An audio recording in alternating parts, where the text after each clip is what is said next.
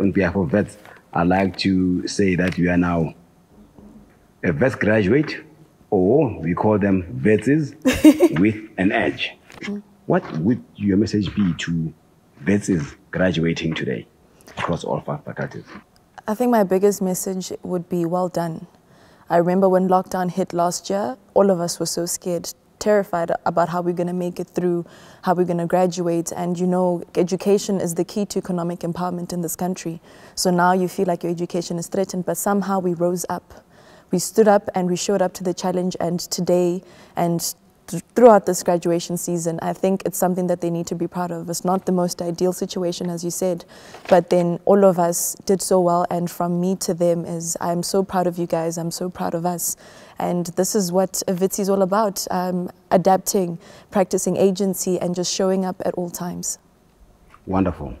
Just as a follow-up to that, actually, this is that you sent a message, but now, in this moment of, health and other crises we face in the world, how can these charges that have graduated today play a leadership role in society as engaged and active and ethical citizens? I think by taking up space. I think more often than not, we live in a country, for example, that has a very high unemployment rate. But one thing that I've realized about the new generation and the people that will be graduating is that we have the power to practice agency, meaning we can create our own seats at the table, we can create our own spaces, we can create our own avenues.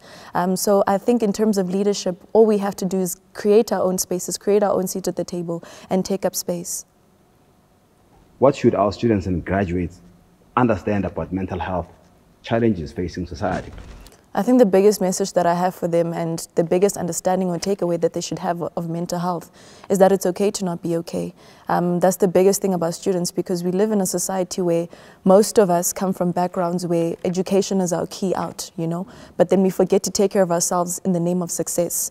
The World Health Organization defines health as a complete state of physical, mental, and social well-being, and not just the absence of disease or infirmity, meaning that they all inform one another. Just because someone cannot see how you're feeling or you're not okay doesn't mean that how your mental health is not as important. So I think the biggest message that I have for them, that it's okay to not be okay. It's okay to seek help. There's so many resources on campus. I remember when lockdown started, we were getting a lot of calls saying, if you want help, come let us help you. But then we all need the courage to say that, okay, I need to seek help. I need to show up for myself. So instead of looking at the stigma that exists in our society about mental health, it doesn't make you any weaker to seek help. It doesn't make you any weaker to acknowledge that your mental health is important. But more than anything, it makes you stronger, because the mind is the powerhouse, and I believe that it's the tool that can change the narratives that exist in our societies and the conditions that we live in currently as South Africans. In short, you are encouraging the notion of vulnerability as strength. Yes, you can be. It's not even by being. You can be strong by not being okay as well. I think we romanticize things like pain. The more pain you can take, the stronger you are. But what if we reverse that notion, or actually take the opposite of that? How about we embrace getting help? How about we embrace getting our minds stronger? I realized for me when I was in university, I remember in first year, I was struggling a lot with my mental health. And then I got help from a psychologist, and I realized the change in my marks at school. I realized a huge change in my marks at school. I wouldn't be sitting here as a Witsie today if I didn't get the help back then.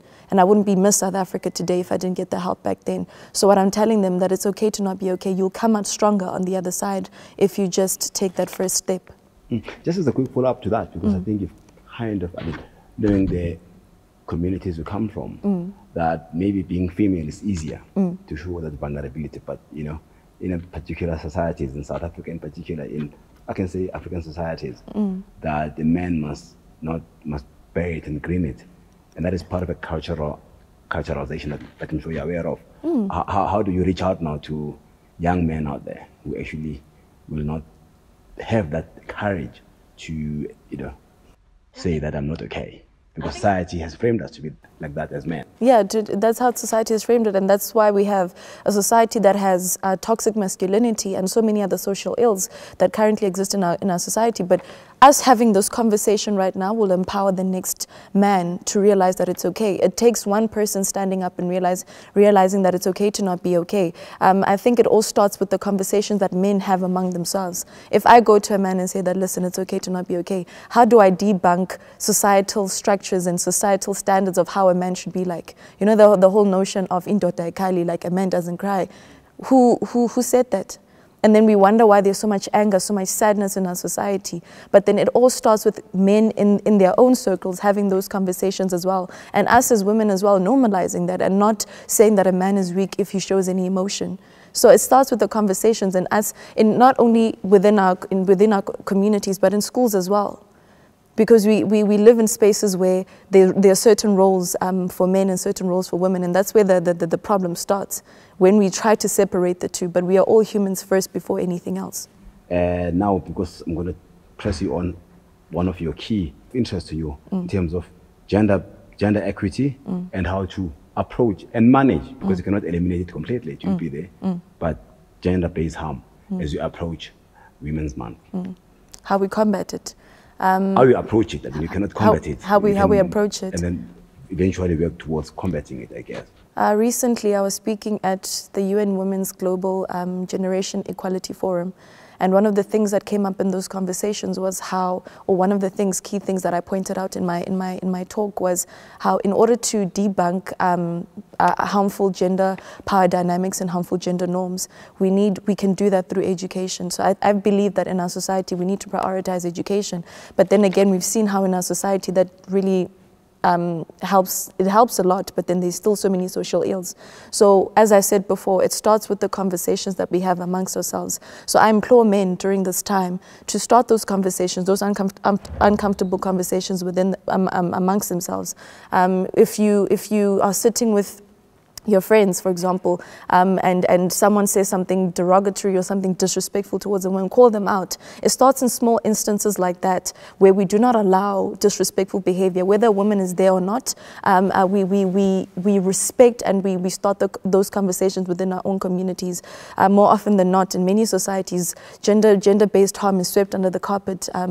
You're told that it's okay, it's going to get better and everything else. But then how about we change those conversations within our societies? Start healthier conversations where we respect women even in their absence. And that's how we reach a generation equality society, when we start with those conversations within our society, educating one another, amongst one another, because so much can only be done in a classroom. But then when we're sitting and we're conversing, that's where the real change starts. And it starts with us having honest conversations with ourselves and with our friends as well. Because I think one thing that came up a lot is the fact that education teaches us a lot as to how to behave and how to treat other people. But then it's within our own spaces, our own safe spaces, that the real change comes about. So if we're sitting like this, and like you said, if I say something that is very disrespectful or something that is racist or unethical, and you call me out on it, I will never forget that, because it was an honest conversation between the two of us. But if we sit down and I say something and you let it slide, that's where the problem starts. So we need to self-correct, yes, but we also have the responsibility to check other people and those around us, not being scared of what's going to happen or the consequences of what's going to happen, because it starts within our own spaces, within our own communities. You're only born in 1995, but you've got wisdom way beyond your age. 96. 96, or even, sorry. As I conclude with my penultimate last question is, how does it feel like to be a Witsie? I can tell you now, my mother's sitting over there. I grew up in a village where coming to this university was a dream. For the most part, it seemed unattainable. I remember I applied here and I was like, okay, I really want to go to this university.